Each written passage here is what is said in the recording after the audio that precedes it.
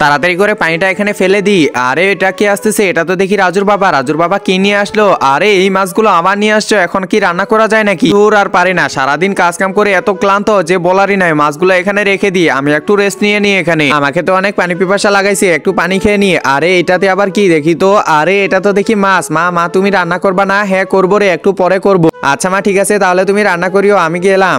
ছেলে যেহেতু বলছে তাহলে তো রান্না করাই লাগবে। ছেলে খুশি থাকলে আমিও খুশি থাকবো। যাই তাড়াতাড়ি করে মাছটা রান্না করে নেই। প্রথমে মাছটাকে ভালো করে পরিষ্কার করে নিতে হবে। এই তো পরিষ্কার করা হয়ে গেছে, এবার মশলা দিয়ে একসাথে মিক্স করে নিতে হবে, এরপর রান্না করতে হবে।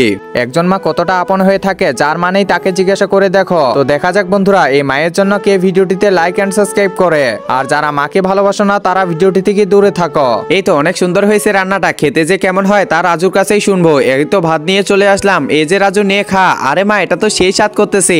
আচ্ছা তাই নাকি রে? চাই আমি একটু রেস্ট নিয়ে নি, ছেলে খুশি থাকলে তো আমাকে অনেক ভালো লাগে। আরে রিমা তুমি এখানে কি করতেছো? এই যে নাও তুমিও খাও। বন্ধুরা এমন হ্যাপি ফ্যামিলি কার কার আছে অবশ্যই কমেন্টে জানাও।